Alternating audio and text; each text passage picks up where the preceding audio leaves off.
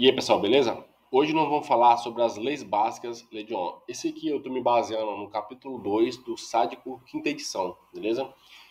Vamos começar aqui com a lei de Ohm. A primeira lei básica que existe para a gente estudar sobre circuito elétrico é a lei de Ohm. Me apresentar primeiro aqui, eu sou o engenheiro eletricista Caio Cabral, segue aí no Instagram, engenheiro Caio Cabral, beleza? Valeu, pessoal. Vamos lá, começar aqui. Então, assim, a lei de Ohm, a gente começa pela essa fórmulazinha aqui da resistência, beleza?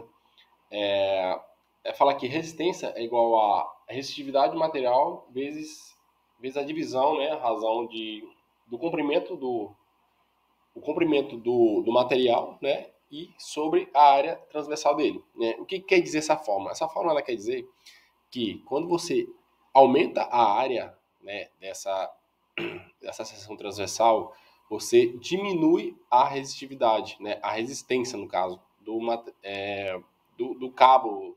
Esse aqui é usado para você dimensionar cabos, né? Por queda de tensão, resistividade, né? Então, aqui, ó, esse ρ aqui, ele quer dizer resistividade do material dado em ons metros, né?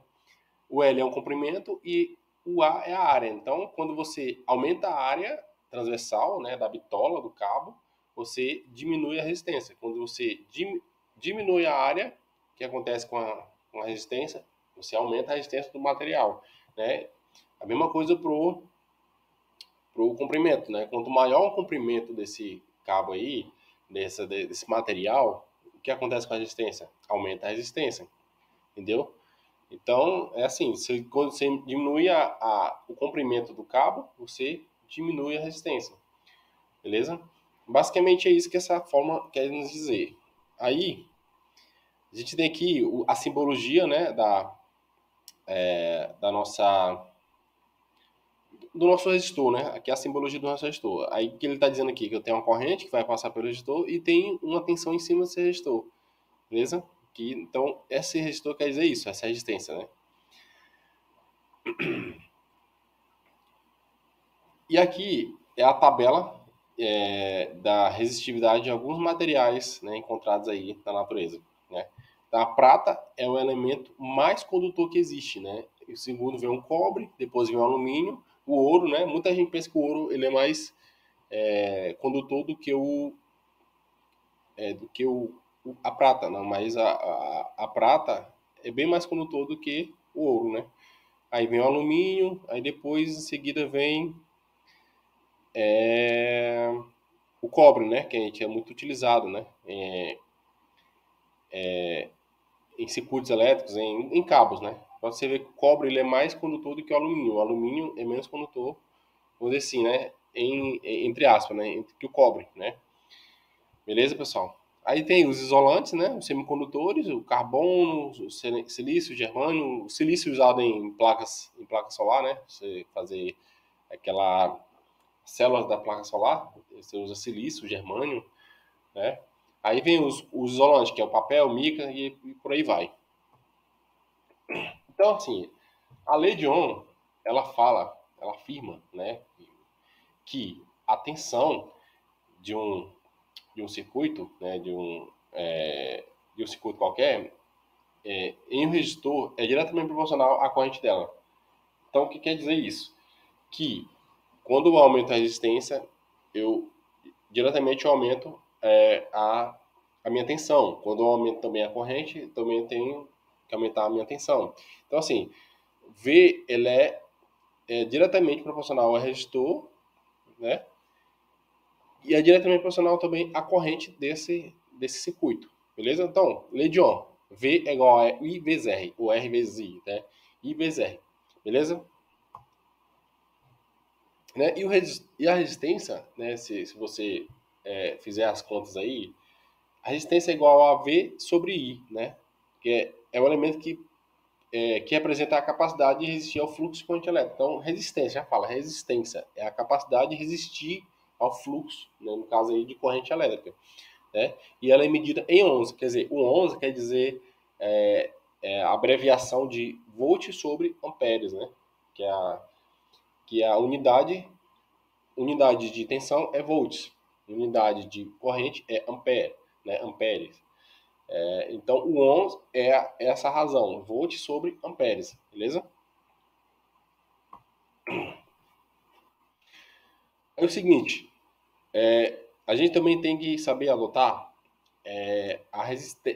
o sentido da corrente, né? O sentido da corrente positivo, ele é sempre do maior potencial para o de menor potencial. A gente tem o maior potencial aqui sobre no sentido para o menor potencial. Então, a minha conta vai dar positiva. Caso a minha corrente seja do sentido contrário, aí é negativo, né? Sentido contrário, é negativo. Beleza?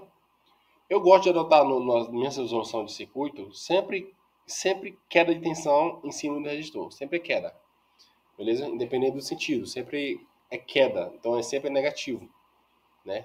Porque um resistor ele vai sempre dar uma queda de tensão. Né? Você não vai elevar a tensão. Né? Porque ele é uma resistência. Beleza? Então vamos lá. Outra coisa. Um outro conceito que a gente tem que saber. Curto-circuito. O que é um curto-circuito? É um elemento de circuito com resistência que se aproxima de zero. Então quer dizer o quê? Que tu vai ter um caminho, né, que vai ter uma resistência zero, né? Se tem uma resistência zero, pela lei de Ohm, se a resistência é zero, então a minha tensão é zero, né? Mas a minha corrente ela pode assumir qualquer valor. Então a minha corrente ela pode ser infinito, né? Por isso que fala curto-circuito, porque a corrente tende ao infinito, né? Se a corrente tende ao infinito, quer dizer que minha resistência é zero, eu não tenho, praticamente não tenho resistência, né? E a minha tensão também é zero, né? Beleza? Então, assim, curto-circuito, corre a resistência que se aproxima de zero, beleza? E circuito aberto é um elemento de circuito com resistência que se aproxima do infinito, já ao contrário, né? Telefone tocando. Pausar bem aqui. Bem, vamos lá. Então, já o circuito aberto, como eu falei, é o contrário, né, do curto-circuito, né? Já o circuito aberto, a minha corrente é zero, no caso, porque está aberto. Minha corrente é zero. Ou seja, a minha resistência entre o ponto de maior potencial e o de menor potencial é muito grande. É como se tivesse uma resistência infinita, né? E minha corrente é zero, porque a minha resistência se aproxima do infinito. Entendeu? Então, é a mesma coisa que eu abrir o circuito. Então, a minha resistência entre o ponto e o outro é muito grande, né? Porque a corrente não consegue passar, né? Porque tem um A aqui entre os dois pontos, entendeu? E, basicamente, a primeira aula é isso aqui, pessoal. Então, próxima aula eu vou falar sobre as leis de Kirchhoff, das tensões, leis de Kirchhoff das correntes, né? Se você gostou do vídeo, deixa o like, que a gente vai estar fazendo os próximos vídeos, beleza, pessoal? Valeu, se inscreve aí no canal.